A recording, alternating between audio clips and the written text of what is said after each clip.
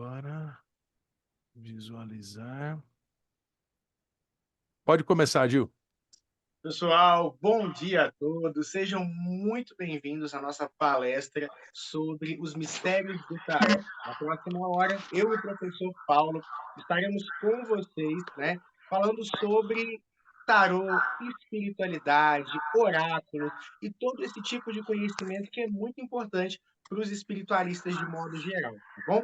Quero agradecer a você que, como o professor Paulo já antecipou, se predispuseram a estar junto com a gente nessa manhã de sábado. Agradecer em especial ao professor Paulo, que é um professor incrível. No tarô, gente, ele é literalmente um mago mesmo.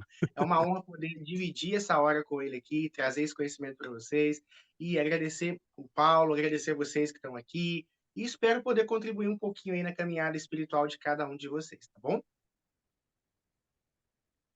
Olá, pessoal. Então, oficialmente dando as boas-vindas a todos aí. Tem o pessoal que vai assistir gravado, né? Nosso workshop. E eu quero também dar as boas-vindas para o Gilberto. O Gilberto é um irmão de alma, né? Um cara que eu aprendi a admirar aí, conheci ele na escola dele, Espiritualidade Livre, e fiquei muito honrado quando veio o convite para ser um dos professores da escola, né? Já dei curso de tarô, já dei curso de radiestesia. Em breve vamos estar dando curso lá de registros acásticos também pela escola. E dividir o conhecimento nunca é demais. E o Gil é um pai de santo maravilhoso, um bruxão, né? Ensina muito a gente.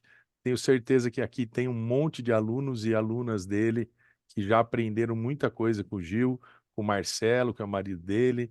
Então, assim, são pessoas incríveis. Os livros do Marcelo são incríveis, né? E é uma honra estar aqui. Gil, a bola está com você. Começa aí, meu querido. Vamos lá. Então, E bora lá. daí depois eu vou no embalo aqui. Perfeito, então. Bora lá, pessoal. Pessoal, então, quando a gente fala de tarô, eu acho que eu tô com essa. Eu acho Então, que é vamos lá. porque você tá sem microfone, não é não? Mas geralmente. Agora foi, tá bem? Tá bom, agora tá bom. Perfeito, perfeito. Então vamos lá, pessoal. O tarô, né? Muitas pessoas sabem. Eu falo que tarô, assim como runas, assim como astrologia, meio que estourou a bolha dos magos, bruxos, esotéricos de modo geral. Hoje em dia, com a nova era, mais, mas mesmo no passado, né, antes da internet, esses elementos eles eram muito utilizados em filmes, livros e compunham o nosso imaginário coletivo. Então, o tarô ele é uma coisa tão impactante que, com o tempo, vários oráculos começaram a receber o nome de tarô. Eu trouxe até aqui para mostrar para vocês. Esse aqui é um baralho cigano que eu comprei com o título de Tarô Cigano. Comprei esse oráculo com o título de Tarô Cigano. E o que, que isso significa, Gilberto? Significa que ele é um tarô dos ciganos? Não. Só significa que pegaram emprestado o termo tarô para vender mais, tá? Por quê? Porque virou uma é tão qualquer conjunto de cartas com o tempo foi sendo associado à figura de tarô. Eu, por exemplo, quando eu comecei a ler cartas, né, e era uma coisa que eu herdei da pessoa que me ensinou, ele falava assim: "Eu vou ler tarô". E às vezes eu estava lendo baralho cigano e então assim: "Não, eu vou ler tarô aqui". Porque impregnou muito isso, né? Porque realmente o tarô, ele é uma coisa que entrou no nosso imaginário. Hoje em dia, a gente sabe que existem vários oráculos. Runas, baralho cigano, tarô, eh, dado, cleromancia, existem vários oráculos de cartas, I Ching e tantos outros oráculos que a gente tem à nossa disposição. Mas o tarô continua sendo o carro-chefe. Tirando o Brasil, isso é um fenômeno muito interessante, tá? E aí já é até a título de curiosidade para vocês.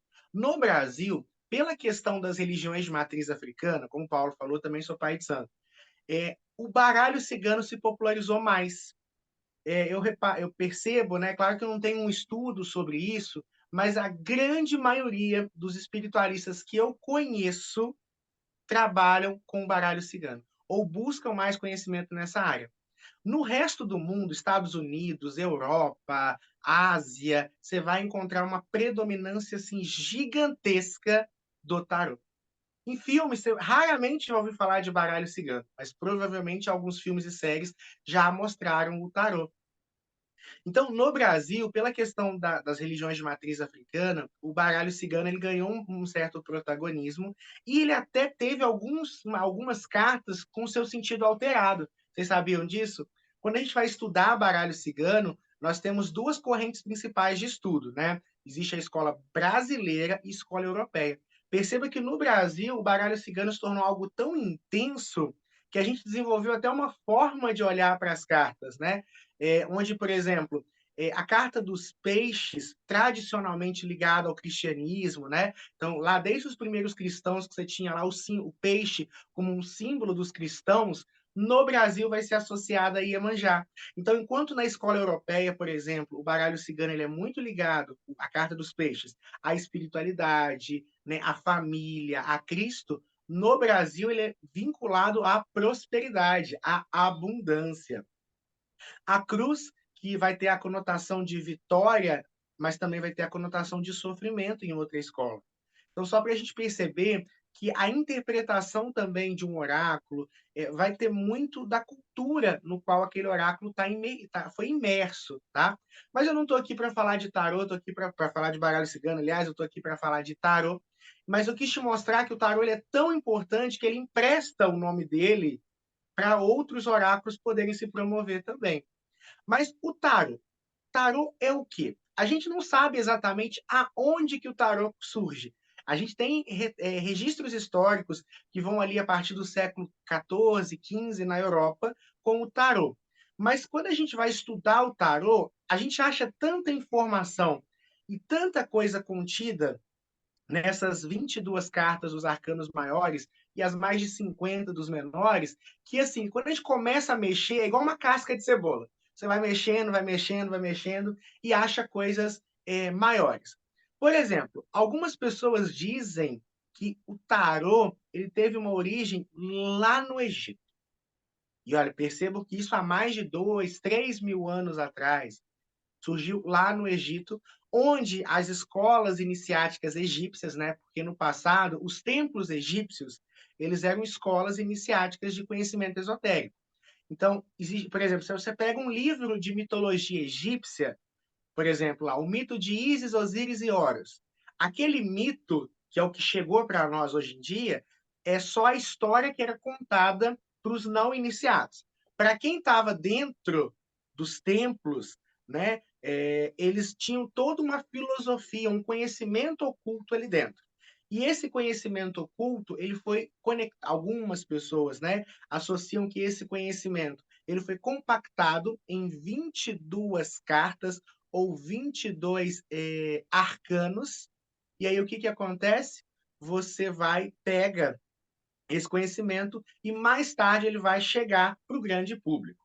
Algumas pessoas contam, por exemplo, que até a perseguição que Moisés teria sofrido, né, ao sair do Egito, é porque ele estava levando esse conhecimento para fora do Egito, né, já que Moisés também foi iniciado nos templos egípcios. Outros conectam o tarô à Torá, que a Torá é o livro sagrado, né, para o povo hebreu, para os judeus. Tanto que a palavra tarô seria vinculada à palavra Torá. Porque dentro da Cabala, o que é a Cabala? Cabala é o conjunto místico esotérico judeu. São conhecimentos ali que existem e é a base de muitas vertentes de magia atualmente. Dentro da Cabala, você consegue associar conhecimentos de todas as. Assim como o hermetismo, a Cabala tem a capacidade de se conectar e conversar muito bem com várias vertentes esotéricas. Dentro da Cabala, tem-se a ideia de que palavras com o mesmo número de letras possuem um sentido parecido. Então, tarô e Torá teriam o mesmo número, né, de fonemas e automaticamente seriam palavras que se conectam. Então, dentro do tarô, supostamente você teria todo o conhecimento da Torá, ou todo o conhecimento, por exemplo, da civilização egípcia. E esse conhecimento manteve-se restrito sempre a grupos muito limitados. Por quê, Gilberto? Por dois motivos. Primeiro, porque no passado o conhecimento ele não era para todo mundo. A gente tinha uma população, por exemplo, na Europa medieval, onde mais de 90% da população era analfabeta E mais do que isso, então, ao mesmo tempo que era uma dificuldade de acesso ao conhecimento, havia uma questão de controle e poder. Quanto menos pessoas soubessem sobre algo, menos poder aquelas pessoas teriam. Porque saber, em qualquer tempo, era civilização, sempre é sinônimo de poder. Quanto mais você sabe, mais poder você tem. Então, o poder ele era dado a poucos iniciados, né? Então, esse conhecimento foi se mantendo de forma ali oculta, por isso que a gente usa muito expressões como ciência oculta, magia negra, né? E aí o negro é associado ao escuro, ao oculto. É por isso que termos populares, por exemplo, como Grimório, é chamado de livro das sombras, né? Então, tudo tem essa questão do a palavra hermético, fechado, né? Então, tudo trazendo aquela coisa do oculto, né? As artes negras e tudo mais, tudo trazendo aquela coisa de que não era revelado.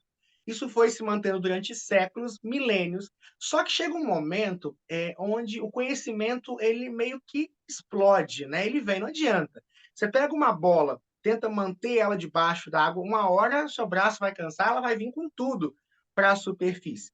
E esse é o momento onde o tarô sai dessas salas, né, ocultas, desses grupos, dessas pessoas com poder e se meio que se populariza ali na Europa. Isso vai acontecer na idade já, na decadência da Idade Média, né? E também em algumas cidades, especialmente ali Paris, na Marsella, né? Tanto que o tarô de Marsella é isso, é porque está associado à cidade de Marsella.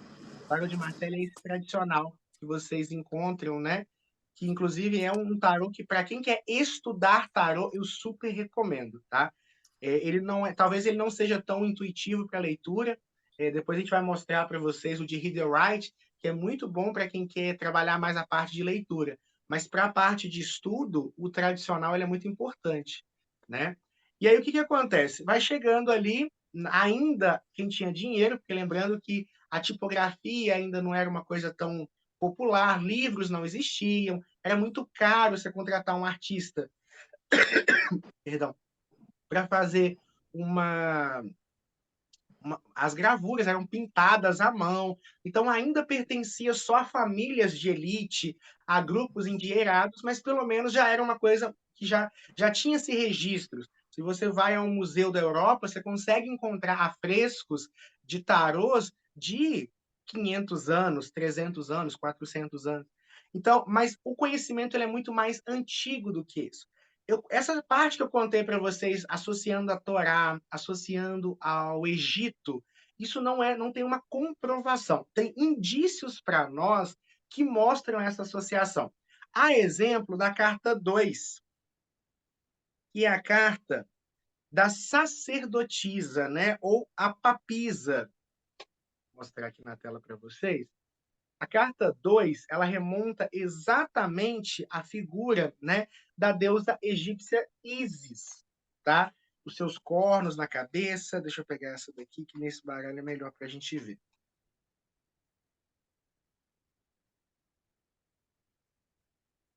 Nós temos vários aspectos pagãos nessa imagem e ela faz uma referência à deusa Ísis, tá? Claro que a ideia de sacerdotisa não cai muito bem durante o período medieval, mas a gente tem essa carta também é conhecida como papisa. Então, gente, essa associação a gente vai encontrar em algumas interpretações, né? Alguns encontros, alguns símbolos alquímicos, algumas referências. Lembrando que tudo que nós temos de tarô hoje em dia, ele é uma interpretação, ele é uma construção que nos foi ensinada. Vários iniciados, vários sábios, vários bruxos, vários magos foram interpretando o tarô e buscando dentro dele algumas respostas. Por quê? O tarô, quando você compra um tarô, vem lá o livreto, não vem? Quando você compra um tarô, um livro de tarô, sempre vem um livro ensinando você a ler tarô. Mas os tarôs não têm esse livro, naturalmente. O tarô são só as cartas, sem uma interpretação, sem uma palavra-chave, sem uma história para a gente ler, nem nada. Ele basicamente são os símbolos. E cabe a cada um se conectar em profundidade com esses símbolos. Então, a primeira coisa que eu quero passar prática para vocês que querem aprender tarô. estudem sobre tarô, leiam sobre tarô, mas peguem as cartas, abra na sua frente e medite sobre elas. Sem se ater a esse ou aquele método, a essa ou aquela técnica. Se conecte com as cartas. Deixe as cartas te ensinarem sobre elas, porque esse é o verdadeiro sentido do tarô. O tarô, ele guarda dentro dele infinitos conhecimentos. E não digo tarô como um todo, eu digo cada carta. Lembra que eu contei para vocês da história do Egito? Existe ainda uma história anterior ao Egito. Que aí já entra para nós que somos espiritualistas, eu posso falar isso com mais tranquilidade, né? Por quê? Houve uma civilização antiga chamada Atlântida. Atlântida seria uma civilização altamente evoluída em termos de moral, ética, espiritualidade, ciência, cultura e tudo mais. Porém, essa civilização, em algum momento, por algum motivo que não cabe a esse vídeo agora a gente explanar sobre isso, entrou em decadência. Então, o que eles fizeram? Eles pegaram todo aquele conhecimento oculto e sistematizaram dentro dos arcanos. Então, cada arcano, você pode escrever um livro sobre ele. Cada carta, você pode escrever um livro sobre ele. Realmente é uma coisa muito profunda. E você não vai aprender, por exemplo, a carta. Vamos pegar aqui a carta. A Roda da Fortuna.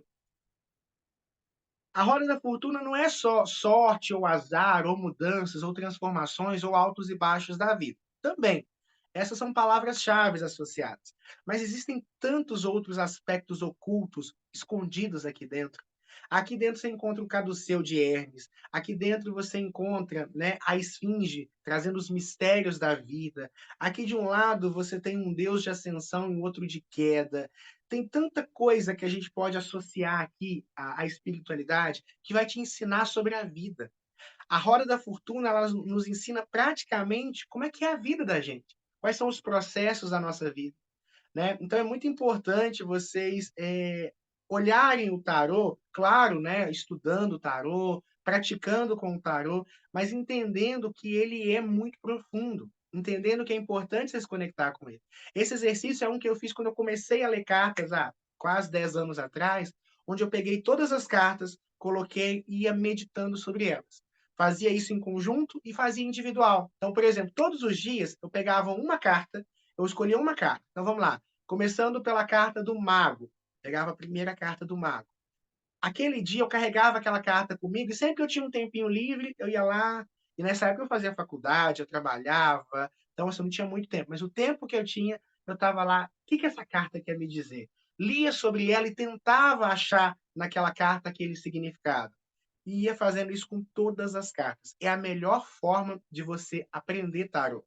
E aí, mais que isso, os insights que você tem nessas meditações, você vai anotando. Por quê? Porque essa é a forma como esse oráculo vai se comunicar com você.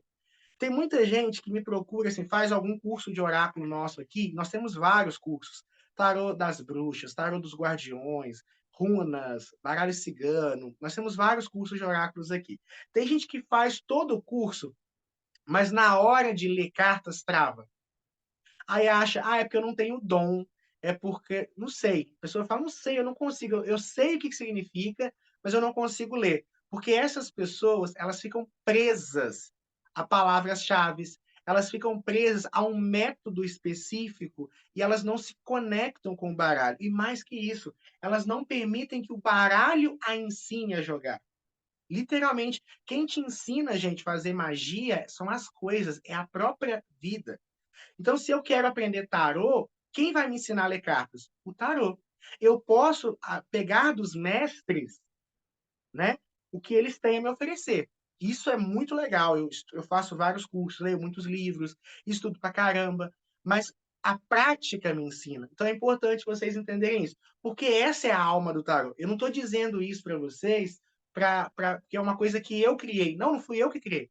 A ideia do tarô é essa. Quando o tarô surgiu, não existia livrinho te ensinando, porque a ideia é que você, enquanto alma iniciada, acessasse aquele conhecimento. Você, enquanto ser divino, acessasse aquele conhecimento. Gilberto, quer dizer que eu posso queimar o livro que vem com ele? Não, pelo amor de Deus. A gente tem que respeitar e honrar os que vieram antes de nós. Aleister Crowley, o Rider, né, que criou lá o tarot de Rider-Waite, quer ver uma pessoa que acha que interpretou divinamente o tarot também, que eu gosto muito, Papus, incrível a interpretação dele sobre o tarot. Nós temos também o Eliphas Levi, que criou um livro, o Dogma Ritual de Alta Magia, onde cada capítulo do livro associa magia às cartas do tarot. Então você vai passar Blavatsky, você vai passar por isso tudo, mas sem esquecer que você precisa encontrar esse conhecimento. Então, eu acho que o primeiro macete vem desse lugar. A primeira coisa que eu acho importante para vocês é ter essa conexão, meditar sobre as cartas, entender as cartas, estar aberto, por exemplo, a um novo sentido durante o jogo. Tem muita gente que fala assim, Gilberto, como é que você... Por exemplo, vou dar um exemplo para vocês, eu sei que o Paulo já passou, eu vou passar a palavra para ele um pouquinho, passou por isso dezenas de vezes também. Identificar um câncer num jogo de cartas. Que carta que significa um câncer no útero? Que cartas que significam câncer nos seios? Que carta que significa um câncer na tireoide, como já aconteceu? Que carta que fala de problema de coluna? Que carta que fala, por exemplo, de dor de... Eu tinha uma cliente minha, que ela, quando a gente foi falar da saúde e tal, eu falei com ela sobre crise de enxaqueca. Que carta do tarô que fala de crise de enxaqueca? Não tem. Mas o tarô, ele cobre todas as áreas da vida. Tudo, qualquer coisa pode ser vista no tarô. É uma coisa que eu vou falar daqui a pouco para vocês. Mas como é que então eu consegui fazer essas interpretações? Porque eu deixei o tarô se comunicar comigo. Então já aconteceu, por exemplo, de momentos, deixa eu dar um exemplo aqui de uma carta, onde a lua falava do útero para mim e do desequilíbrio hormonal. Já teve momentos para mim, por exemplo, deixa eu pegar um outro exemplo aqui, onde a carta do carro falava para mim de problema de pressão. Já teve momentos, por exemplo, onde a carta do louco fala que a pessoa está destruindo o corpo físico dela nos excessos de bebida e tudo mais. Ou outros momentos onde o sol falou de problema de vista. Ou outras pessoas, para mim, outros momentos de circulação, através da carta do pendurado. Só que não é que toda vez que a carta do pendurado cai no seu jogo, significa isso. Mas naquele momento, a conexão que eu tinha com o tarô era tão grande que o tarô usou aquele arquétipo simbólico para falar comigo. Mas eu vou deixar o Paulo agora falar alguma coisa, né? Ver se ele concorda, se ele discorda, né? Se ele discorda, eu vou opinar junto com ele. Hoje eu vou discordar que jeito, né? Eu queria adicionar aí nos autores aí, não podemos esquecer da contribuição do Jung, né? Olhando Ah, sim. sempre o inconsciente, né? Eu, por exemplo, eu adoro fazer jogos de tarô para acessar o inconsciente. Eu uso muito como tarô terapêutico. Então, nas consultas de psicanálise, eu vou usando o tarô para acessar aquilo que a pessoa não quer contar, né?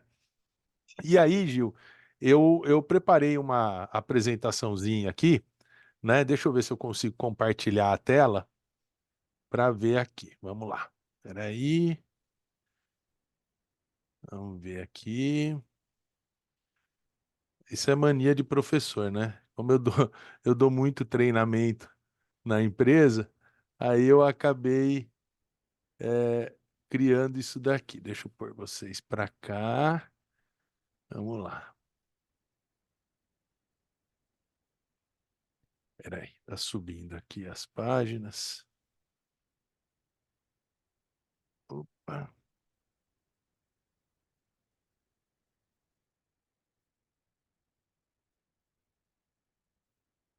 Então, eu vou minimizar aqui. Eu dei o nome aqui na apresentação, né? Desvende os mistérios do tarô Rider-Waite, que foi justamente o que você falou. Por quê, Gil? Porque, é, na minha opinião, né, o tarô Rider-Waite, ele é o mais prático para o iniciante, né? Eu já tinha feito 2 ou 3 cursos de tarô e ficava preso ali naquela roda só dos maiores. E eu particularmente, só consegui destravar a minha leitura de tarô já há vários anos aí com o tarô de Rider-Waite. Então eu tenho um carinho especial por esse tarô. e gosto de ensinar com ele, tá? É, deixa eu ver se ela passa aqui. Ixi, o que está acontecendo aqui na apresentação? Espera aí. Essas coisas só acontecem com quem faz ao vivo, tá, gente? Se fosse gravado, isso aqui não estaria acontecendo, não. Olha lá. Então, quem foi o Arthur Edward White, né? O White, ele era, como ele era conhecido lá na Europa, ele foi um maçom, grau 33, e ele também foi membro da ordem Golden Dawn, o Amanhecer Dourado, ou Aurora Dourada, né? Que é uma ordem que hoje em dia perdeu um pouco da sua importância política e social, mas ela continua na ativa, inclusive no Brasil. E em colaboração com a Pamela Coleman Smith, foi que eles criaram as ilustrações do tarô Rider-Waite, né? Inclusive, o Gil já falou isso numa aula e eu acho muito importante lembrar que o tarô ficou conhecido como de Rider-Waite, mas ele devia ser chamado de Rider-Waite-Smith, porque sem a colaboração da Pamela, que também fazia parte da Golden Dawn, né, ele não teria sido criado. Mas ela foi omitida de propósito, porque nós estamos falando de algo feito no século XIX, onde a Pamela ela era mulher e negra.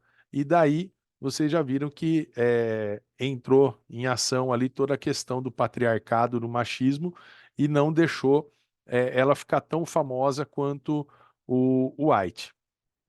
Peraí, vamos lá. Ô, apresentação, colabora comigo, vai. Aí. Qual que é a estrutura do tarô? Quando a gente fala de tarô, nós estamos falando, como o Gil disse, né, de um jogo próprio, de um sistema próprio. E o tarô, ele tem uma estrutura própria. Vocês vão encontrar, como o Gil já disse também, dezenas, centenas de oráculos e baralhos com o nome de tarô. Mas ele só vai ser tarô se ele tiver essa estrutura aqui, que é o quê? 22 arcanos maiores. O tarô ele tem 78 cartas, sendo 22 arcanos maiores, 56 menores. E os 56 menores estão subdivididos em 40 cartas numeradas, sendo de 1 a 10 para cada naipe, e 16 cartas da corte, 4 para cada naipe.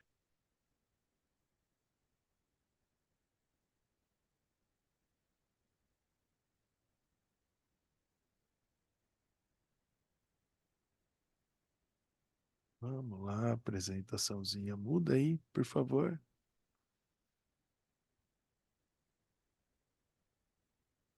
A gente não está colaborando.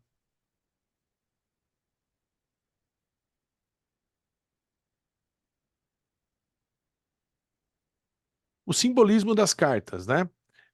Quando você explora os 22 arcanos maiores, eles sempre vão representar o que a gente chama de jornada do louco, ou seja, a jornada do ser humano aqui na Terra. Essa é a representação dos arcanos maiores. Nos arcanos menores, a gente vai entrar nos detalhes, aqueles desafios do dia a dia. E o simbolismo dele, como o Gil já falou, depois eu vou mostrar nas cartas aqui, é um simbolismo muito grande, porque pequenos detalhes das cartas fazem a diferença.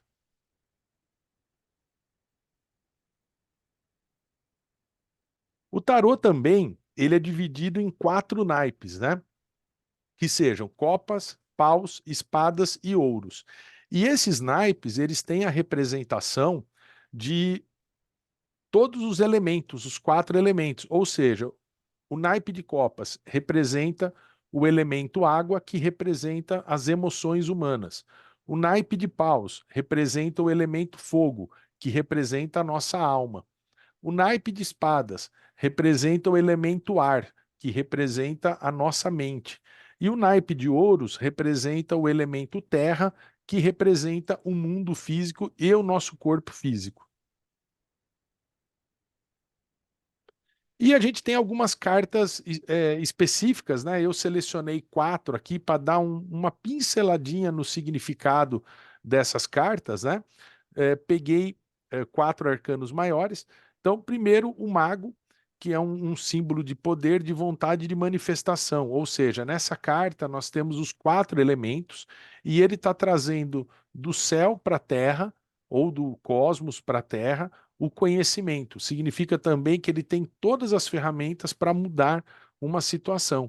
Já no significado negativo, o mago pode significar uma pessoa falsa, um ilusionista, um embusteiro, né? Que está usando de manipulação para poder enganar as pessoas. Trouxe também a sacerdotisa, que fala o quê? A intuição, a sabedoria culta, a conexão com o plano espiritual. A roda da fortuna, que vai falar sobre os ciclos de altos e baixos, né? A roda do karma, também conhecida como roda do karma, a aceitação de mudanças e mudanças rápidas.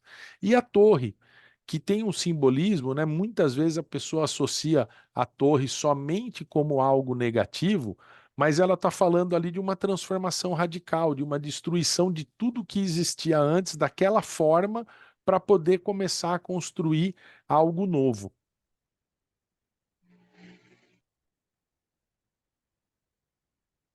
E quais as diferenças básicas, assim, muito básicas, né? Existem muitas diferenças entre o tarô de White e o tarô de Marsella.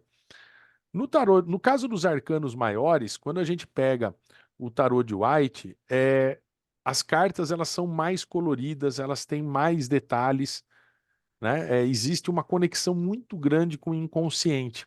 Já no tarô de Marsella, elas são menos coloridas, elas utilizam apenas 4 cores no baralho todo, né? E além de utilizar 4 cores apenas no baralho todo, muitas vezes os detalhes não são tão grandes assim, embora exista um simbolismo muito grande por trás do tarô de Marsella. Nos arcanos menores, na representação do White, assim, é muito completa, muito detalhada, e tem também a questão das cores, né?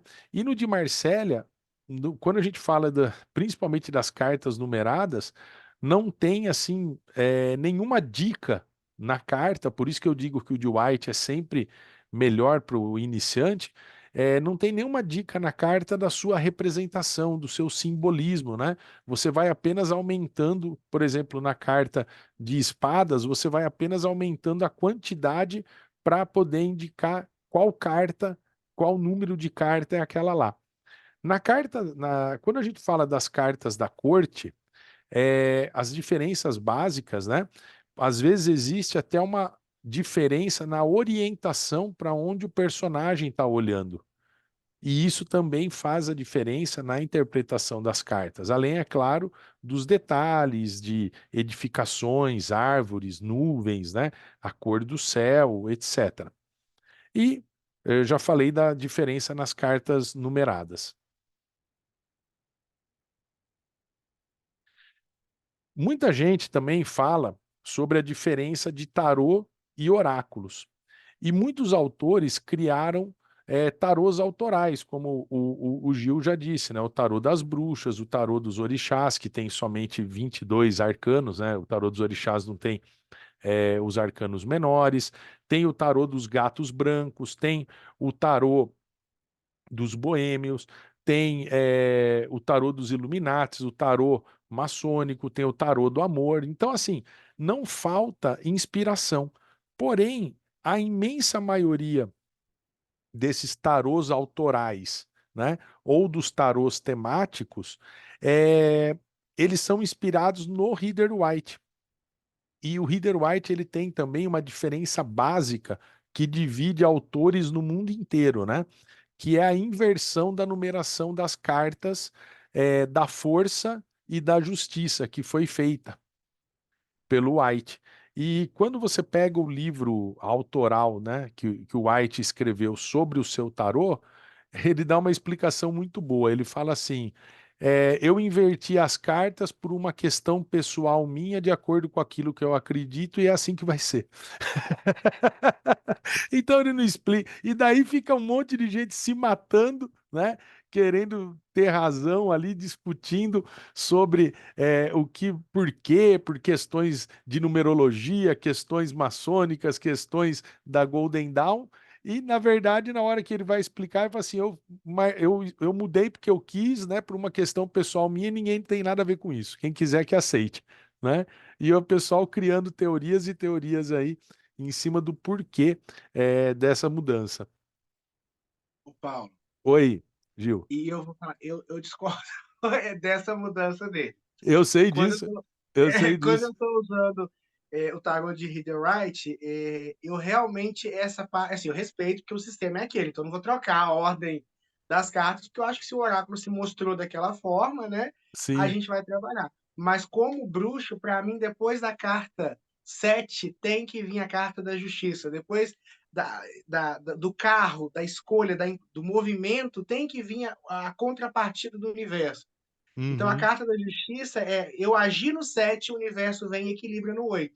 Então, não faz sentido para mim E você essa sabe, mudança. eu desenvolvi uma teoria, Gil, e assim, isso é coisa minha, né?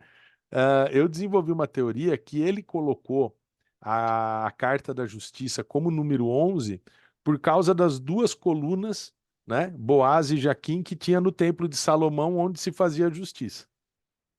Sim, Então, pode ser. isso foi a minha interpretação, né? Mas, é como ele, se nem ele quis explicar, né, Gil? Por que que ele mudou?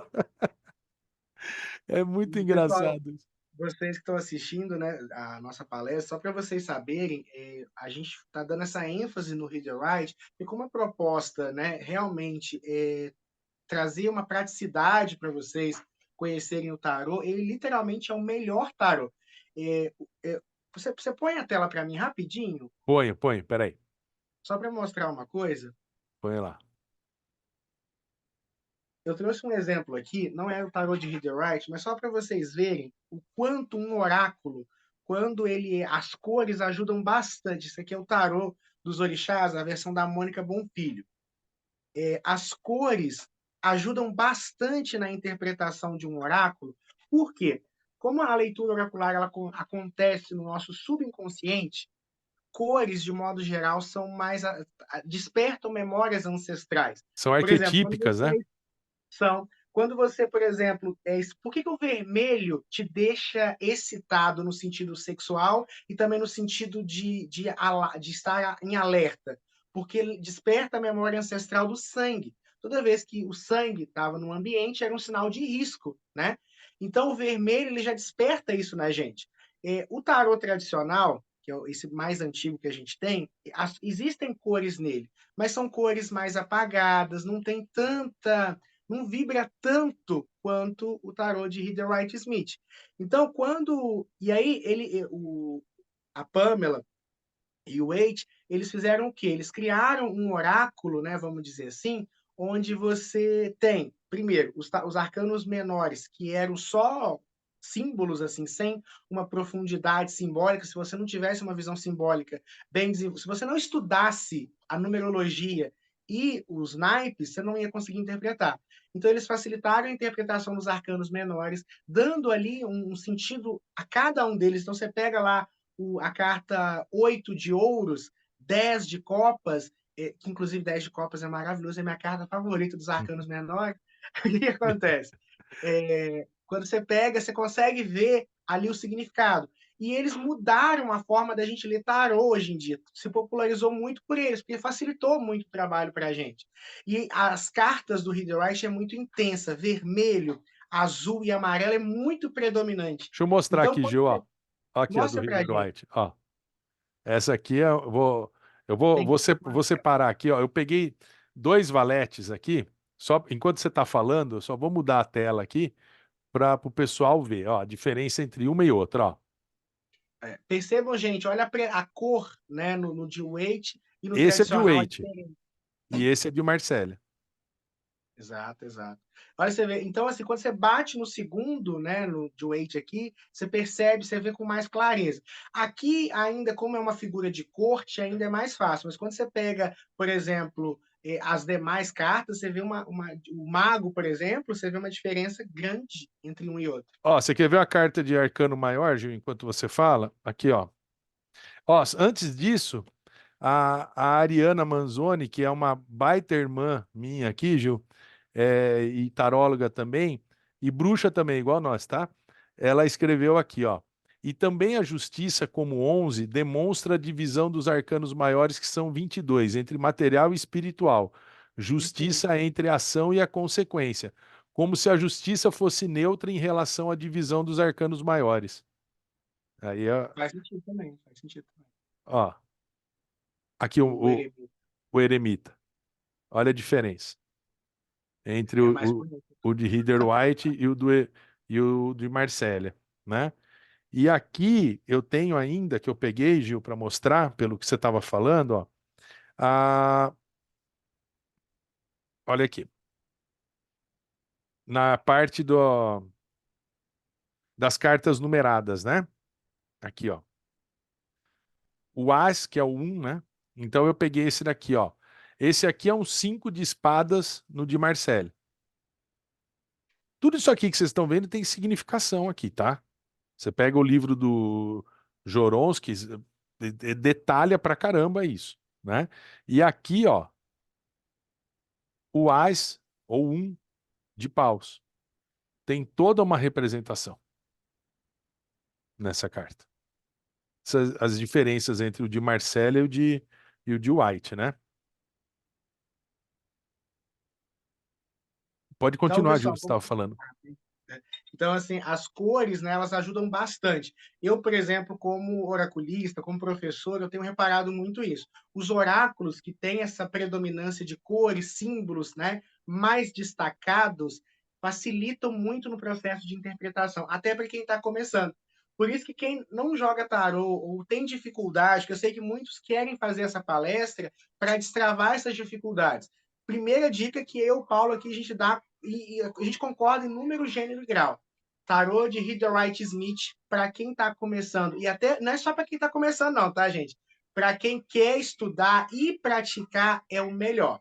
Agora, para quem quer estudar, especialmente aquela pessoa que gosta de entender o porquê das coisas, o segundo aí que com certeza eu sugiro que você tenha é o tarô de Marselha, que é o mais antigo, o mais tradicional, que é aquele que você vai encontrar. Mas ele é de difícil interpretação para quem está começando aí, tá? E os arcanos menores, para o de Smith é muito melhor. E outra coisa, todos os tarôs que vieram depois desse tarô se baseiam nele. Então, a visão do Ás de Espada que outros oráculos vão ter, vem daí. Então, é muito importante a gente ter essa perspectiva. Paulo, se você quiser voltar para a sua palestra, a parte que Tá. você estava. Eu quero falar também aqui, Gil, né? O seguinte: existem outros tarôs que vão te dar um simbolismo, um conhecimento oculto muito maior, né? Eu destaquei aqui, ó, quero mostrar para vocês, comparar três cartas aqui, tá? Olha só. Então, esse aqui é o eremita do tarô de Marsella, ok? Tá aqui. Esse aqui é o eremita do tarô de Rider-Waite. E esse aqui é o eremita do tarô egípcio. Então, quando vocês, aqueles que tiverem uma já um conhecimento mais profundo de tarô, né? Eu recomendo, e a gente deve, se Deus quiser, até o final do ano, lançar o curso, né, do tarô egípcio também, né? Eu recomendo a utilização do tarô egípcio, porque aqui, ó, ele tem o plano superior, o plano médio, o plano inferior, ele tem a correspondência astrológica, tá? E ele tem aqui a letra em hebraico e a numeração dele. E tudo isso tem significado, né? Então você vê em cima, né? Você tem lá a representação do refúgio da sabedoria, né? Introspecção é o significado dessa carta. No plano superior, você tem o fogo de Ra, que é o Deus Sol, que está irradiando energia para todo mundo, né? Na Terra, inclusive ali para o eremita. No plano do meio, a gente vê o próprio eremita caminhando, né, com o seu bastão, só que notem que ele está caminhando para o lado oposto das cartas, tanto do de Marsella quanto de Rider-Waite. E isso tem um significado também, né? Depois, embaixo, a gente está vendo ali que tem uma esfera que vai representar a força do homem, né? Do primeiro homem e a força da natureza. E daí nós temos o significado dos números, né? 9, aqui ele está entrando como os 9 meses da gestação, o fruto da gestação. Nós temos o símbolo astrológico ali, está Áries em Marte, né? Ou Marte em Áries, que significa ali um impulso de liberdade, ação, oposição. A letra hebraica é Tet, né? Que significa um teto, refúgio, proteção, né? Aquilo que é impenetrável. E ele também, esse tarô aqui, obrigatoriamente você interpreta ele com carta invertida, se for o caso, tá?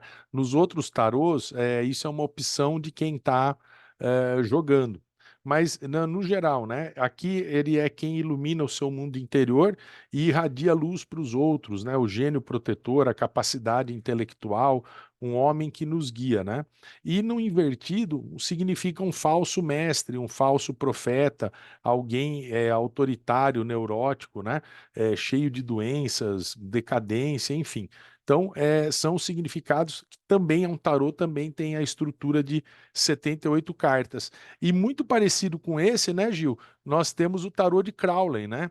Que traz também muitos símbolos ali, embora haja uma discussão entre o White e o Crowley, o White dizia que ele tinha atribuído as letras hebraicas no tarô a seu bel prazer, né? Então tinha uma discussão entre os dois ali sobre os significados.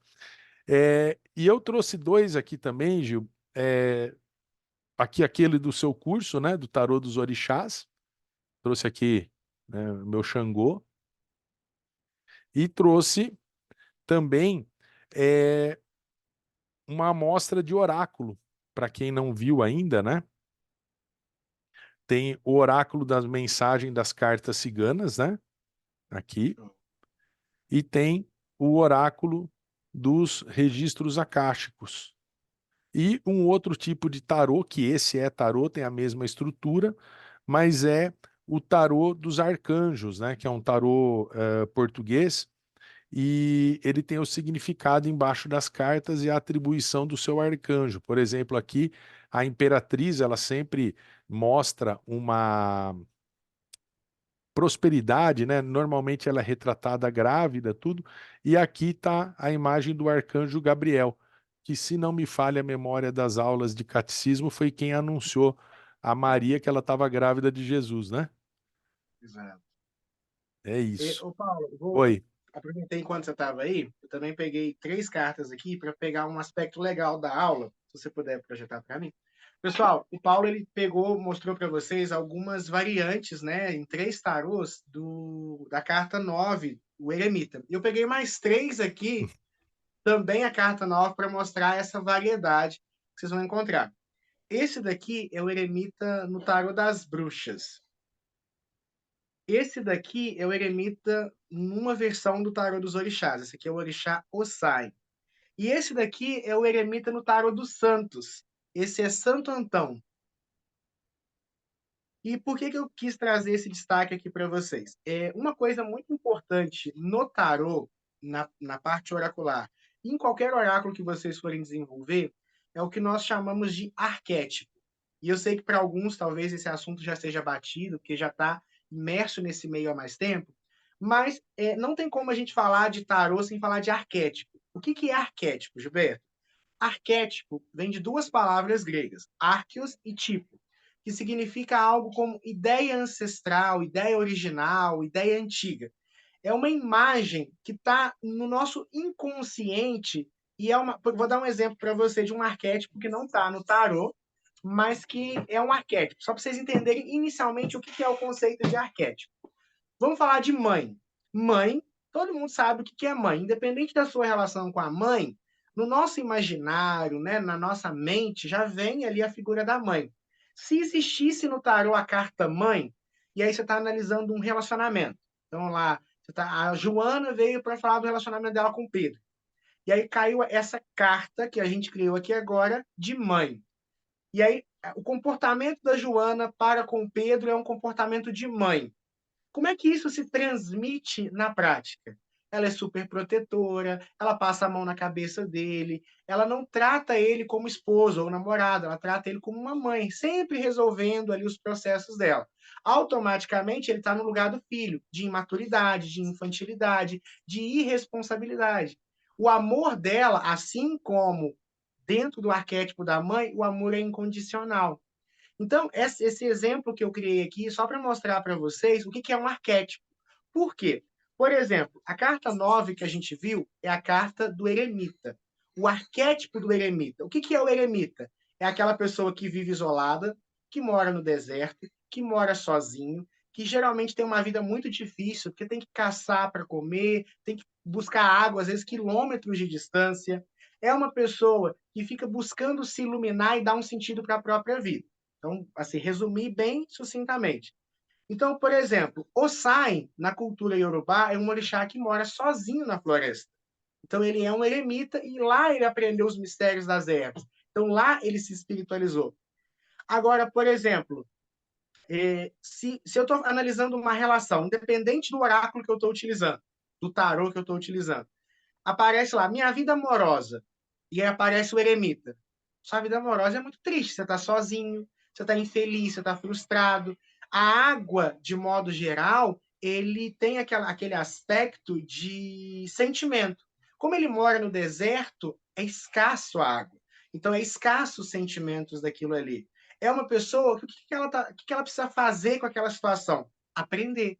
Então, quando você for utilizar o oráculo, o tarô, como forma oracular, você tanto indica uma situação, como em cima daquela situação, você já pode trazer uma orientação. Então, a pessoa, por exemplo, ontem eu atendi uma senhora que ela se queixava disso. Ela estava há muito tempo sozinha, a vida amorosa dela não fluía, independentemente do que ela fizesse. O eremita descrevia bem a situação dela. Então, o que ela pode fazer?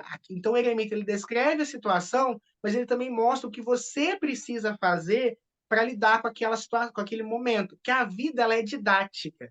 Isso é uma coisa que a gente, enquanto oraculista, né, enquanto terapeuta, porque o oraculista, quando ele faz disso uma profissão, ou faz disso uma coisa atuante na vida dele, ele é um terapeuta, ele precisa entender o que? A vida é didática. Só vivemos o que precisamos viver. E só deixaremos de viver uma situação quando não se fizer mais necessária aquela bagagem experiencial. Então, o eremita ele fala de um isolamento, fala, mas ele também fala da busca da iluminação. Então, busca aprender com essa situação. Como é que foi sua última relação? Como é que você lida com a energia do amor no teu dia a dia?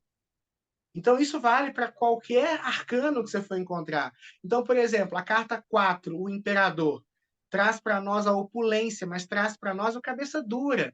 Traz para nós também aquela pessoa que é avessa a coisas novas. Traz para nós aquela pessoa que é controladora.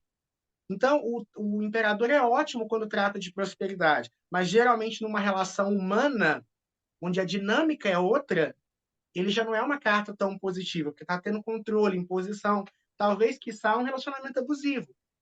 Então, é muito importante a gente entender o arquétipo, o que está por trás, a mensagem que aquele arquétipo te traz, a lição que aquele arquétipo te traz, e entender também o contexto do jogo. Porque, como eu falei, o imperador no dinheiro é muito bom. Agora, nas relações onde a dinâmica é outra, talvez não seja tão interessante. E aí você pode fazer isso para vários outros processos, tá bom? Ô Gil, você falou dos arquétipos aí, eu quero lembrar de uma carta que ela é muito discriminada, né? A carta do diabo. Você pega a carta do diabo, então é assim, você vai perguntar, você conheceu uma pessoa nova lá, né? Um crush novo. Aí deu match, e daí fala assim, quero saber como que essa pessoa é no sexo. Se saiu o diabo, é Yuhu! Né? Cambalhota, canguru perneta, tudo que tem direito. Entendeu? Agora, se sai lá, por exemplo, o eremita, já não vai ser tão bom assim, tá?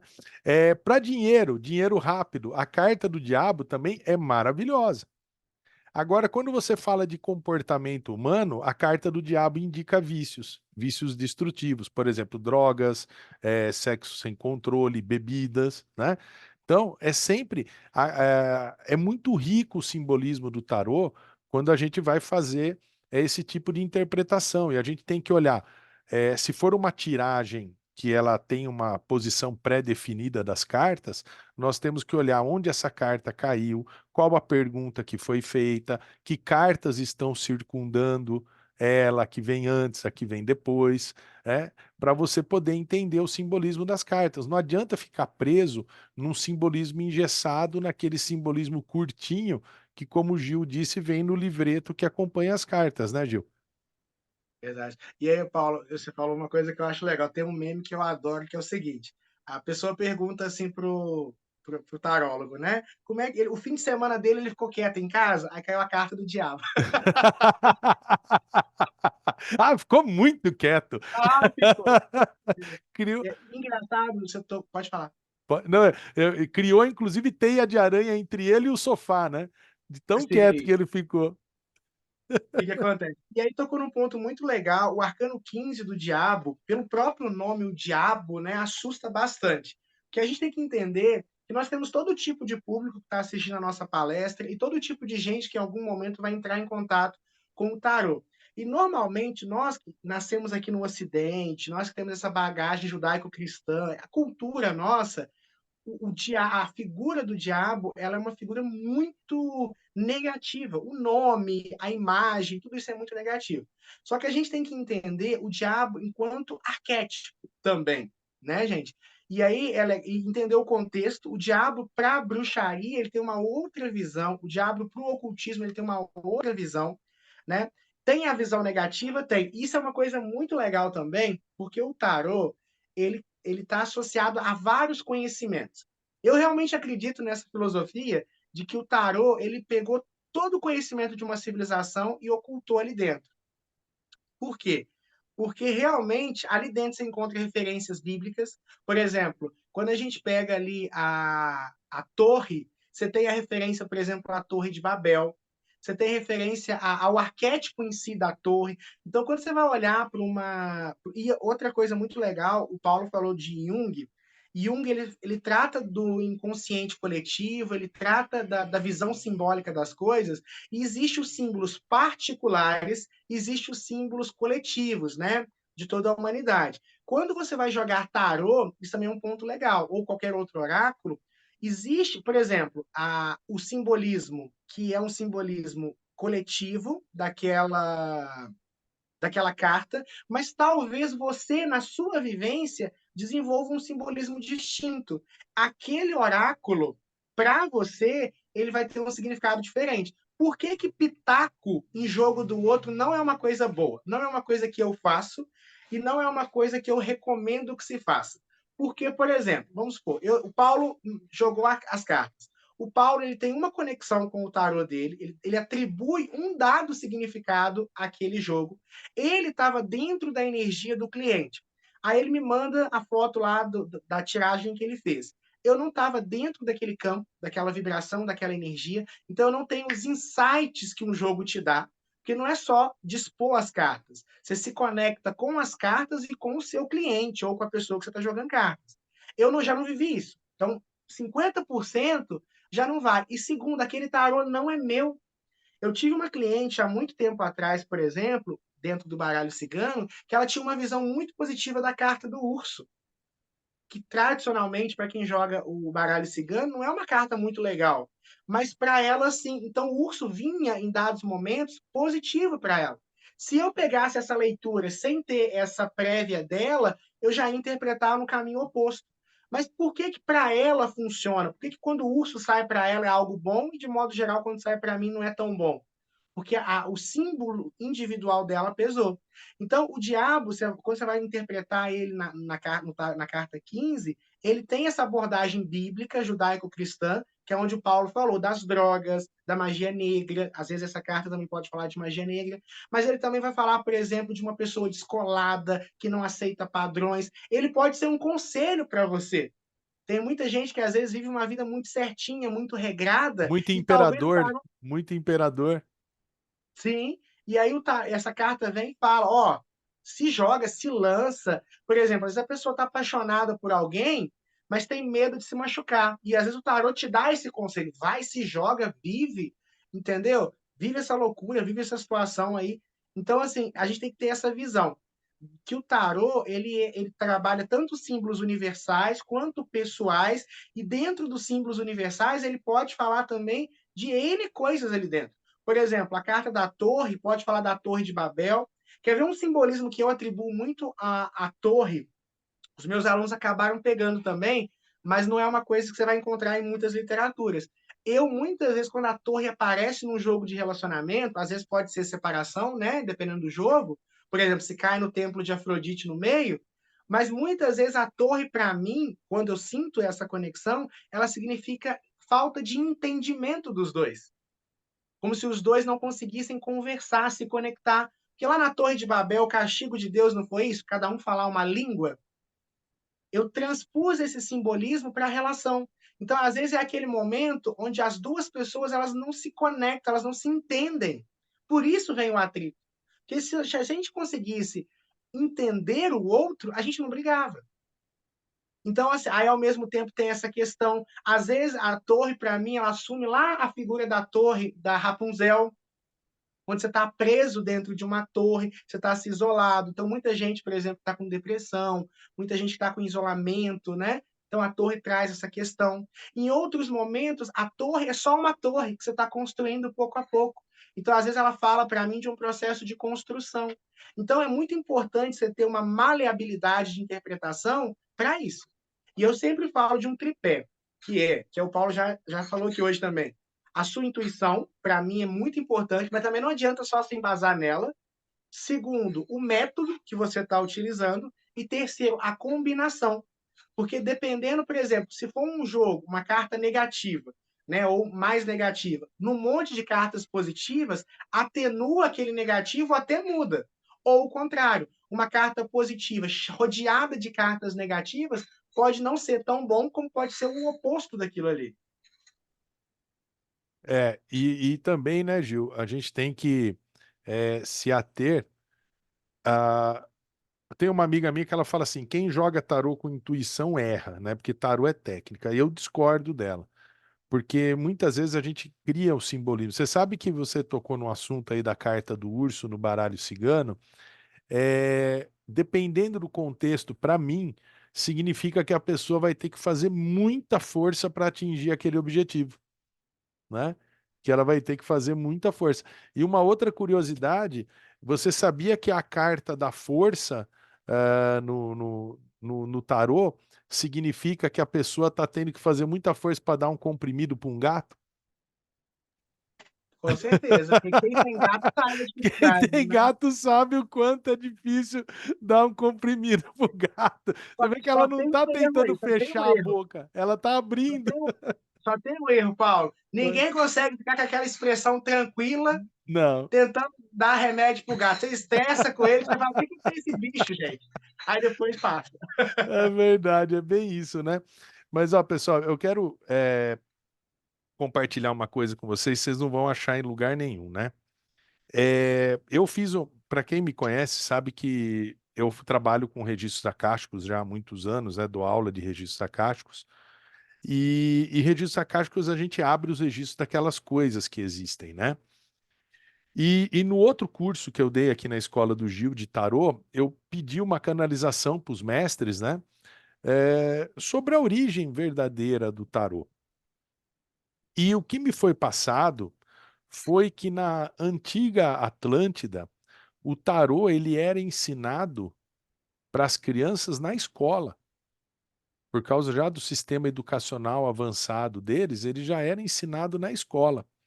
E que, como o Gil disse, ali estava sistematizado o conhecimento daquela civilização. Era uma linguagem simbólica que eles passavam, né? Porém, quando o tarô, assim como qualquer outra terapia, foi retirado da Terra por mau uso, né? Entrou a Idade Média, a Idade das Trevas, onde o conhecimento ele era restrito a um grupo muito pequeno de pessoas ali da Igreja Católica, dos religiosos, né? E aí esse conhecimento do tarô ficou escondido. Porém, quando ele começou a ser revelado novamente, né, que foi o final ali da Idade Média, esse conhecimento do tarô, ele precisou ser adaptado a algumas coisas. Então, por exemplo, não existia papa na época da Atlântida. Ali, com certeza, era algum avatar deles ali, algum sumo sacerdote deles, mas para ser aceito e não ser perseguido num contexto onde você ainda estava saindo de uma era de perseguições, etc., colocaram ali a figura do Papa, né, colocaram a figura da sacerdotisa. Então, algumas figuras foram modificadas, mas a essência do ensinamento continuou a mesma no tarô. E isso veio com a radiestesia, com o registro acástico, com toda e qualquer terapia. Todas essas terapias que estão aqui hoje, elas já existiram, já estiveram à nossa disposição, mas quando fizeram mau uso dela, elas foram retiradas e agora estão sendo devolvidas aos poucos para nós aqui, para nossa utilização, para mudança, é a tão falada transição planetária, né, Gil? Exato, exato. Eu acredito muito nesse movimento, né, da nova era. Eu acho que isso que a gente está fazendo aqui é muito nova era. Tem pessoas de vários locais do Brasil e do mundo aqui ao mesmo tempo, cada um na sua casa, né, e dividindo de um mesmo conhecimento, de uma mesma energia, falando de um assunto tão legal como o tarô. Então, eu sempre brinco isso com os meus alunos. Cada aula nossa, há 500 anos atrás, era fogueira, gente. Tipo assim, É, não tinha, não isso tinha, não não tinha tem para jeito. onde correr não, não tem Era para onde fogueira. correr. Uma aula nossa, entendeu? Eu já estava morto há muito tempo. Vixe. Mas o que que acontece? Graças a Deus o mundo evolui, então a nova era vem com isso. E o que que é a nova era? Eu costumo dizer o seguinte: para mim, interpretar a nova era, por mais difícil que seja, Crowley, né, Aleister Crowley, ele trouxe muita coisa sobre a nova era. Só que ler Crowley é muito tenso. Por quê? Porque a gente precisa ver de um modo simbólico. Então, Crowley, por exemplo, o que que é a nova era? A nova era não é um lugar onde, de repente, a gente vai para o céu, todo mundo, o planeta vai virar um céu. Não, é um processo de transformação aonde a internet, por exemplo, descreve muito bem como as coisas funcionam na nova era. Informação a todo tempo, conexão entre as pessoas, amplitude de vozes e pensamentos. Né? Então, a nova era ela é expansão. Por que a gente chama isso de era de aquário? Aquário é o elemento do ar, né? Apesar, quando eu comecei a estudar, eu nunca entendi por que aquário tem a ver com ar, porque para mim aquário é de água, né? Mas aquário ele vem trazendo para nós a ideia da expansão, do movimento. Ele é entre as coisas, né? Então ele é aquela conexão. Então, por exemplo, tanto que isso se manifesta em várias vertentes. Tem vertente do budismo que fala, por exemplo, que o próximo Buda não vai ser um Buda, né? Não vai ser uma pessoa, mas um conjunto de pessoas, uma alma Buda, ou seja, várias pessoas se iluminando em conjunto. Então, daqui para frente, as ferramentas vão ser muito amplas. E eu acredito que muito do que já nos foi dado no passado tem retornado, né? Com muita força agora. E o tarô, com certeza, é uma das coisas mais antigas. E o tarô talvez seja uma coisa precursora, porque muitas ferramentas surgem hoje, com essa facilidade da internet e tudo mais. O tarô ele já nos foi revelado há 500 anos. Né? Então, ele talvez ele tenha seja um dos elementos mais antigos que a gente tem, né? Vamos falar assim, uma das ferramentas mais antigas que vem ganhando força agora, mas que eu acho que tem um lugar de destaque. Eu sempre falo, para mim, espiritualista, bruxo, precisa dominar o tarô. Não precisa necessariamente jogar tarô. Porque eu tenho amigos bruxos, por exemplo, que não usam o tarô de modo oracular. Eles usam o tarô como um livro. Eliphas Levi falava, né, que chamava o tarô de um livro de Thoth. Para ele, cada página do tarô é uma página de um livro que nós estudamos. Então, assim, eu conheço bruxos que usam o tarô a nível de conhecimento. E é muito legal quando vocês entendem o tarô em profundidade, que você começa a colocar ele, entender ele. Por exemplo, a carta 1, o mago, o Paulo falou hoje, né? É tanto o sacerdote, aquele que está entre o céu e a terra, aquele que age, que movimenta, o mago, mas também é o charlatão. também é o ilusionista. E aí, vamos levar isso para a parte prática, que isso é magia. Magia, ela se manifesta sempre em vários planos. Vamos pegar, por exemplo, a síndrome do impostor. Todo mundo, por Nossa. exemplo, um mago, ele representa para nós a sabedoria, o poder. Todo mundo que é sábio e tem poder, dentro de si tem a insegurança do impostor. Se sente um nada. Percebe que o mago se manifesta nessas duas polaridades ao mesmo tempo? Você pega, por exemplo, um advogado, porque uma coisa legal, uma técnica legal que eu dou para vocês, muitas vezes a carta do mago fala de um profissional da área. A pessoa vira para mim e fala assim: Gilberto, eu vou ter que procurar um advogado? Se saiu a carta do mago, vai, você vai ter que procurar um especialista naquela área. Tem uma Pega o ótima para melhor indicar. advogado do país, ele vai virar para você, ele vai se mostrar incrível, mas dentro dele, em alguns momentos, ele duvida dele. Ele se sente um charlatão. Pega, por exemplo, um Chico Xavier, certeza absoluta que internamente tinha momentos que ele se sentia um charlatão, se não em alguns momentos, que a gente tem altos e baixos na nossa vida, tá? Não tivesse sido, não estou dizendo que Chico Xavier é um charlatão, tá, gente? Entenda que muitas vezes o ser humano ele oscila. Então vai saber que um dia ele falou uma coisa, mas ele não tinha tanta certeza assim do que ele falou. Então vocês percebem que o mago é uma sabedoria aplicada na nossa vida. Então, quantas vezes, por exemplo, num dado momento, você se mostra, por exemplo, a gente que é espiritualista, o Paulo deve ter sentido isso em algum momento. Tem momentos que você dá uma vacilada na vida, uma escorregada, aí você se sente um. Não, eu não sou nada do que eu falo que eu sou. Eu aprendi tanto, eu estudei tanto, e ainda estou fazendo isso. Pois Isso é a é. sabedoria do mago, sabe? O magíster e o ilusionista e o charlatão caminham lado a lado. É, sempre o negativo e o positivo, né, Gil?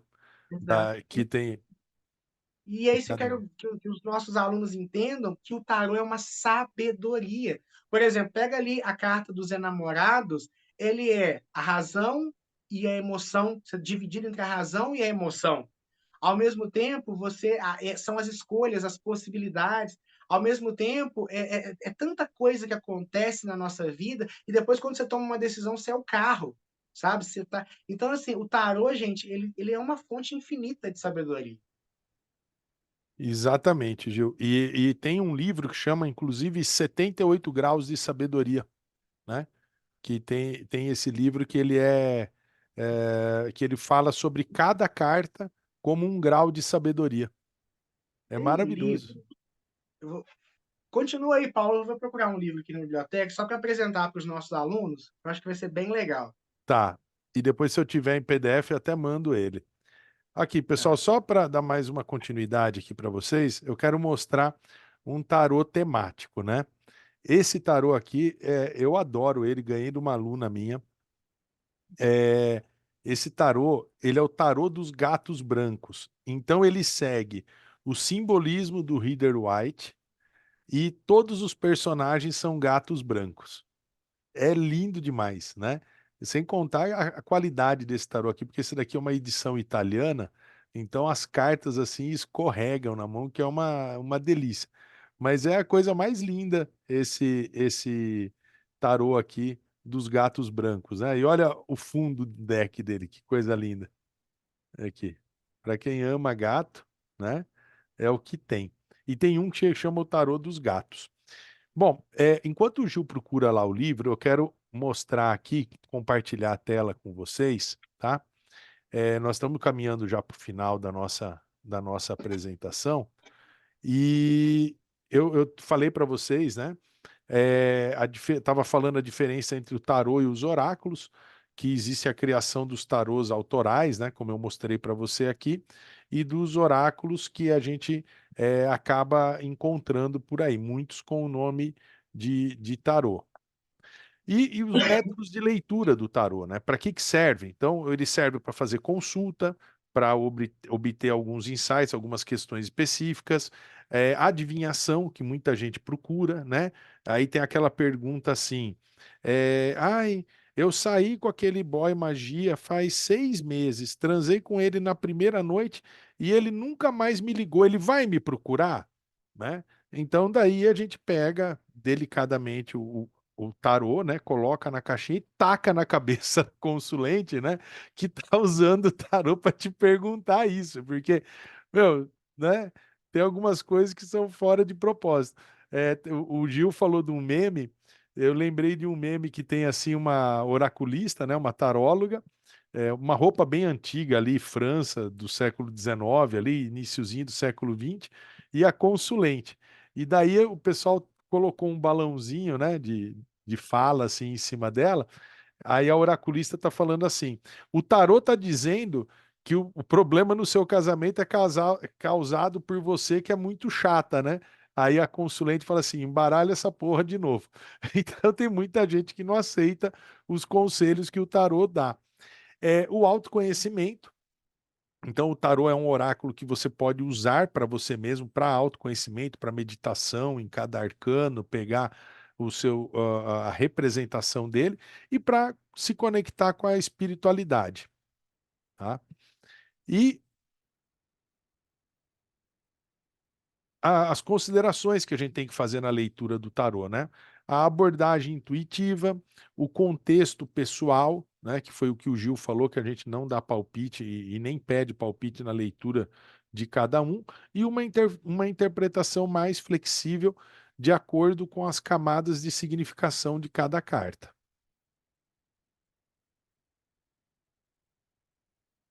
As aplicações eh, práticas do tarô, né? A conexão espiritual, a tomada de decisões, o bem-estar, né? O autodesenvolvimento. Quem é tarólogo tem o costume de tirar a carta do dia para você saber como que vai ser o seu dia. E se vem alguma coisa que a pessoa vai acontecer, a gente sai uma carta ali não tão boa, né? Uma carta negativa durante aquele dia, né? Então a pessoa ela já pode se preparar espiritualmente, ela já pode se proteger, ela já pode manter a calma. Para quê? Para evitar um conflito maior e até evitar que aquilo aconteça, porque uma das coisas que a gente tem que aprender é que tarô não é sentença, não é determinismo, né? O que o tarô diz para nós. Se as energias continuarem desse jeito, é isso que vai acontecer. Eu sempre faço uma brincadeira do nome tarô com rota, né? E eu remeto isso a uma trilha. Qual a diferença de trilha e de trilho, além de um ser masculino e o outro ser feminino? O trilho é algo rígido. Quando o trem sai dos trilhos, acontece um acidente, descarrilha. Então, o trilho ele é algo rígido, não te dá margem para você manobrar. Já a trilha é algo bem flexível. Por exemplo, você está andando numa mata, tem um tronco de árvore caído no meio do caminho, você pode dar a volta, pode passar por baixo, pode pular, passar por cima. Então, o tarô é isso, ele é uma rota, mas ele é uma trilha para você poder seguir, sempre adaptando as condições, às necessidades e ao contexto que você tem. E o Gil e eu, né, a gente quer fazer um convite para vocês mergulharem conosco no mundo mágico do tarô, tá? Para quê? Para isso, para desvendar mistérios, compreender os símbolos, elevar a espiritualidade, transformar a vida, ter uma nova profissão, uma renda extra, né? Para você se desenvolver como ser humano, fazer o seu conhecimento. E para isso a gente montou aqui é, um curso de formação de tarô, onde eu vou ser o professor principal e o Gil vai ser o professor convidado, né? Ele vai dar algumas aulas para nós durante o curso. E a estrutura desse curso ela está montada assim. Nós vamos estudar arcanos maiores, menores, métodos de leitura e interpretação das cartas. Serão 12 aulas de 3 horas cada uma, ou seja, um certificado com 36 horas de duração. O que vocês vão receber no curso? A apostila completa dos arcanos maiores e menores em PDF, uma apostila com 50 tiragens de tarô, também em PDF, mais um monte de material de apoio. Quem já fez curso comigo sabe que eu inundo o grupo lá com um monte de livro em PDF. Não está incluído o baralho, né? E nem a toalha. O valor do curso, nós fizemos uma oferta super especial, porque a gente quer que muita gente tenha acesso, né? E a gente quer também que essas pessoas possam usar isso de ponta de lança ou para iniciar no mundo das terapias integrativas ou para complementar o conhecimento que já tem. Então, nós fizemos essa oferta. É, o curso ele vai sair por R$ 480 à vista, Pix ou no cartão de crédito, ou R$ 570 dividido em 3 vezes sem juros de R$ 190 no cartão de crédito ou no boleto bancário, tá? As aulas vão ter 3 horas de duração, como eu já disse. Todas as aulas ficam gravadas e elas são ao vivo, não é aquela coisa de acessar o curso lá, nas plataformas de curso online que você não tem contato com o professor. Nós vamos estar aqui fazendo o curso com vocês, dando o curso com vocês, interagindo com vocês durante a aula, né? E também vamos ter um grupo de WhatsApp exclusivo para que vocês possam interagir com os alunos, com a gente ali. A gente não desfaz grupo de WhatsApp, né? Eu e o Gil, aí a gente tem uma infinidade de grupos lá que dá um baita trabalho para administrar, mas a gente não desfaz os grupos, né? E essa aula de hoje ela vai ficar gravada. Daqui a pouco eu estou subindo para o YouTube e vou colocar o link aqui para vocês colocarem para quem quiser. E eu já criei o grupo do curso e aqueles que tiverem interesse podem me chamar no privado ou chamar lá dentro do grupo mesmo. Eu vou colocar o link do grupo do curso lá. E a gente vai começar agora no mês de maio e as aulas vão ser sempre aos sábados de manhã, né? Eu, assim, meditei muito se eu devia dar essas aulas à noite, como eu dei as outras vezes, né? E veio para mim que o melhor horário seria no sábado de manhã, das 9 ao meio-dia, para a gente poder aproveitar bem aí. Às vezes a gente está cansado, chega o final do dia, eu trabalho longe de casa, já aconteceu de perder hora de aula por causa de trânsito, então eu achei melhor a gente fazer isso no sábado de manhã, né? E quem não puder estar ali presente no ao vivo naquele dia, depois vai ter acesso à aula gravada aí, com toda certeza para todo mundo, tá bom? E eu quero passar agora a palavra para o Gil, né? Tirar aqui o Bom, compartilhamento, passar para o Gil lá. E já vou, da minha parte, eu já vou agradecendo aqui a presença de todo mundo, já vou agradecendo a paciência, né? Essa audiência, porque se não são vocês, não tinha aula, porque daí eu e o Gil, a gente ia ficar contando história um para o outro, né? E eu vou, como eu disse, disponibilizar a gravação aqui e vou colocar depois as informações lá no grupo de WhatsApp que vocês entraram, tá? Gil, é com você agora, querido. ó, perfeito. Primeiro eu vou começar, né, trazendo aqui o livro. Esse livro está em espanhol, então quem já tiver facilidade com o espanhol, chama El Coração de Diablo, que é uma novela muito legal, onde todos os personagens do livro são cartas do tarô personificadas.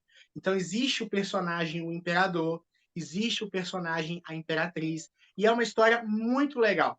Eu comprei, ainda não sei se é bom, mas assim, depois eu vou dar o feedback lá no grupo para vocês. Comprei um. Lembra da coleção Vagalume? Lá da escola, da infância? Aquela coleção era incrível, né? Eu comprei um que é Assassinatos na Trilha do Tarot, que supostamente pelo que eu vi lá, né, na sinopse, ele tratava justamente de um crime que onde as pistas eram o tarot. Então, Eu assim, li, eu li, eu é li, Gil. bom, Paulo? É bom, eu adorei. Eu já li, eu tenho ele guardado, acho que eu já li umas 3 vezes. É muito Ah, legal. O meu interesse por tarô começou por causa desse livro, lá na minha adolescência. eu comprei na Amazon, vamos ver se o livro é bom. Tô animado, porque eu gosto muito de ler.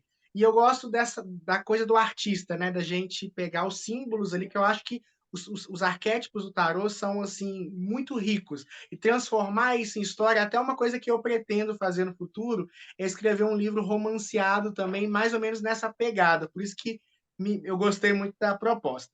Pessoal, o Paulo já falou com vocês, né, do curso que a gente vai estar desenvolvendo agora a partir do mês de maio. O Paulo é o professor principal, porque o especialista em tarô é ele, mas eu vou estar lá com vocês. Inicialmente, eu pensei em 2 aulas que eu já montei aqui na minha cabeça, mas se tiver mais, demanda e o Paulo quiser, a gente pode ir para uma terceira aula, talvez, além de vez em quando eu aparecer lá nas aulas do Paulo também.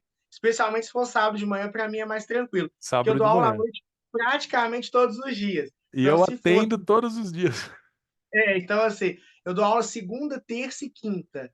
Então, à noite para mim fica complicado de entrar, mas sábado de manhã eu vou fazer uma força para estar algumas vezes com vocês. Eu vou dar uma aula inicialmente, como eu dei no ano passado, que é uma aula trazendo a sabedoria mística do tarô, onde a gente pega cada uma das cartas e traz, assim como eu fiz hoje, muito rapidamente com o mago, por todas elas, e eu quero ensinar uma aula prática de magia com tarô. Então, por exemplo, você vai fazer ter um ritual de prosperidade, você pode usar algumas cartas, como a carta do Sol. Você vai utilizar, realizar desejos, a carta das estrelas. Por exemplo, casamento, 10 de copas. Então, a gente vai aprender a fazer magia também nas cartas. É uma das aulas que eu estou pretendendo, né? Ainda nem conversei com o Paulo, Não, mas trazer já está feito. para o curso e a gente vai combinando outras coisas. Paulo é um professor incrível, ele é uma pessoa assim, maravilhosa, muito acessível, uma pessoa humilde, uma pessoa acessível de conversar, tem um domínio daquilo que ele faz, tudo bonitinho ali, vocês viram, né, gente? Apresentação em PowerPoint, tranquilidade no falar. O curso dele é maravilhoso. O Paulo já está indo, esse já vai ser o quarto curso, né, que a Sim, gente faz junto, e a gente ainda pretende fazer mais. E, Paulo, vai. adorei a ideia do tarô egípcio, tá? Não, Nossa, gostei. nós vamos, quero ver até o final do ano já poder dar esse curso já, viu, Gil? Viu, Gil? Eu adorei a ideia. E aí a gente tem que trazer também, Paulo, o de registro acástico e fazer o nosso curso de terapeuta, tá? Não, Ah, não existe isso já ainda. está tudo pronto. Agora, o que a gente precisa, pessoal, quem tiver a fórmula, a gente só precisa criar um clone do Paulo e um do Gilberto, porque o tanto de atividade que a gente tem, então a gente precisa criar um clone do Gil, um meu, a gente fica preparando os cursos depois para a gente dar, porque olha, não é fácil. Eu com maçonaria, com trabalho, família, é, aula, atendimento, curso fora do estado. Olha, é complicado, gente. Não é fácil, não, viu? É Algum puxado. prato cai de vez em quando, né, Gil? Ah, com certeza. Nossa, a Então, saúde mental vai embora. mas depois a Geralmente é gente esse medita cara. nas cartas Geralmente do é esse tarô e cara. passa. E depois a gente É, medita e passa. Então, gente, pessoal, olha, então, quem tiver a oportunidade de fazer o curso, faça. tá O super Paulo acessível, facilitou, né, Gil? tá acessível o preço. O Paulo facilitou através do parcelamento, que eu acho que é uma coisa que ajuda bastante. Eu vou estar junto com vocês, professor Paulo. Vai ser um curso muito extensivo. Você vai sair daqui de fato dominando, tá, o tarô. Isso é uma promessa que a gente está te fazendo. Realmente você vai sair dominando o tarô, vai compreender muita coisa. Não é só um cursinho de poucas horas, né? Realmente são mais de 30 horas estudando ali o assunto. Você pode tirar dúvidas no grupo, pode tirar dúvidas ao vivo, vai ter certificado. Além disso, né, eu vou estar sorteando entre os alunos deste curso uma cesta aqui da nossa loja Coisas de Bruxa. Então, vai imagem, vai incenso, eu vou sortear no final, assim que fechar a turma, a gente vai pegar o nomezinho de todos vocês e vai ter um sorteio. O que dá para todo mundo? A gente não tem essa possibilidade ainda, então eu vou dar, por nossa conta aqui da Escola Espiritualidade Livre, um kit de magia, né, que vai livro, vai incenso, vai essências, vai cristais, vai um monte de coisas que a gente precisa, né, para a prática mágica. Então é importante vocês participarem. Além disso, vou estar lá com vocês e vai ser incrível o curso. Eu ganhei no curso de magia, ó. Eu ganhei aqui, ó. O Deus e a Deusa, que o Gil mandou. Não está aparecendo não, Paulo, para a Não? tela. Não, Aqui, que você está pera, tá pera aí. com... Ah, tá. Pera aí, eu tô pequenininho ali. Coisa que eu não sou pequenininho. Então eu tô pequenininho aí. Pronto, ó. Tá aqui, ó. O Deus e a Deus eu ganhei no curso de magia, ganhei mais outras coisas aqui, né? Estão aqui no meu altar junto com o resto aqui das minhas imagens, né? E assim, é maravilhoso, sabe? E a gente vai estar indicando para vocês aí questão do tarô, tudo, né? Porque até dentro do tarô de Rider-Waite existe uma diferença de edições, e eu vi isso no último curso e não foi bacana, né? A diferença de edições aí. Então a gente vai indicar para vocês aí, né? A Ari, Gil, a Ariana Manzoni, ela me escreveu aqui no privado, né? Ela quer dar ela vai criar um código, vai pôr lá no grupo, ela quer dar um desconto de 10% para o pessoal que teve aqui na palestra, né? Na loja dela para adquirir tarôs também, tá? Então ela vai criar um cupom e vai colocar lá. Gratidão, viu, Ari? Por você estar disponibilizando para todo mundo que está aí na turma, tá bom? E o Gil tem lá a loja Coisas de Bruxa, né, Gil? Na verdade é do Marcelo, eu tô É do só dando Marcelo, aquele né? apoio ali pro Maridão. Coisas de Bruxa também. Qual que é o site, Gil, da loja? Então, o site a gente ainda está montando. Tem o Instagram, né, que é o Loja Coisas de Bruxa. E por enquanto tem o catálogo no meu WhatsApp também, quem quiser dar uma olhadinha. A gente ainda Você está manda, montando, que é manda no tanta grupo lá, coisa. Gil. Manda no grupo lá, tá bom? Eu vou mandar. Porque está sendo bem, tá sendo uma experiência bem legal. Assim. Eu já tive loja há muito tempo, só que tem pratos, né, Paulo, que a gente não consegue manter, não, porque é muita coisa. Então, eu optei pelos cursos e atendimentos. E aí, o Marcelo resolveu abrir a loja e a gente está montando lá. Está sendo bem legal a experiência de voltar com essa parte de vendas e tal. Mas não vamos perder o foco, não. A ideia aqui hoje é falar de tarô. Então, quem não tiver o tarô, a nossa é a Ari. A Ari. Ari, a Ari vai colocar lá no grupo, ela tem uma loja, vai dar desconto para vocês. Quem quiser aprender, a gente aproveita essa oportunidade, entre em contato com o Paulo, as inscrições vão acontecer através dele, tá? Vocês podem me perguntar também, mas aí eu vou encaminhar sempre para o Paulo, que ele tem a coisa do parcelamento, vocês podem tirar dúvidas, né, do material, tudo direitinho, mas já adianto, vale É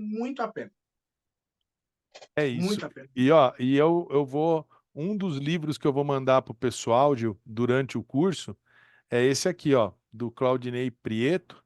Vou mandar em PDF. O Rituais de Magia com o Tarô. Ah, eu comprei. Nossa, muito bom. É Eu tenho bom ele em demais. frente aqui também. Vou É bom mostrar. demais. Eu tenho ele aqui físico, né? E fora isso, mais um monte de material. Gente, Ah, eu comprei eu também. quero agradecer demais, demais, demais vocês ficaram aqui com a gente, deixaram nossa manhã de sábado mais feliz, mais alegre. É sempre um prazer imenso, não só estar com pessoas conhecidas, com novos amigos e amigas, compartilhando um pouquinho de conhecimento, né?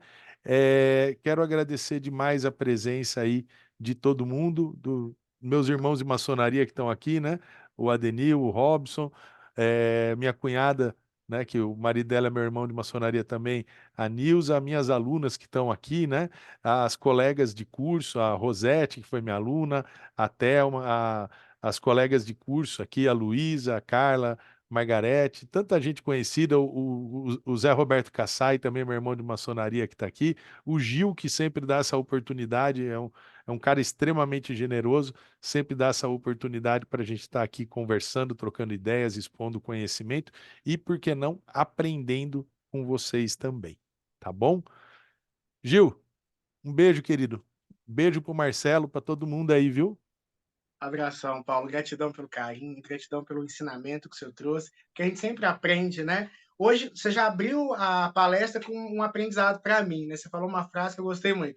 Quando a gente tem Um, ensinamento, tem dois aprendizes ali, é, né? Eu achei exatamente. maravilhoso isso aí, sabe? Então, agradecer por todo o ensinamento, agradecer pelo carinho, agradecer pela parceria de sempre, agradecer a você também que assistiu a palestra ao vivo, agradecer a você também que vai assistir essa palestra depois, é muito importante para nós ter vocês aqui, é por isso que a gente está junto aqui, e espero poder ver vocês também no curso do professor Paulo. É isso, pessoal. Um beijo enorme para vocês. Ó, Thelma dizendo, ó, obrigado, estar com o Paulo traz paz. A Rosete falando, adorei. O Peterson falando, foi maravilhoso, né? É, a Nilza, gratidão eterna. O Peterson, olha, falou, maravilhoso, estou encantado com vocês, né? A Margarete, gratidão. O Adenil, obrigado, meu irmão. O Robson dando parabéns. É isso, gente. Um beijo enorme para todo mundo aí. Fiquem com Deus e a gente se vê no curso, tá? Tchau, pessoal. Tchauzinho, pessoal. Gratidão.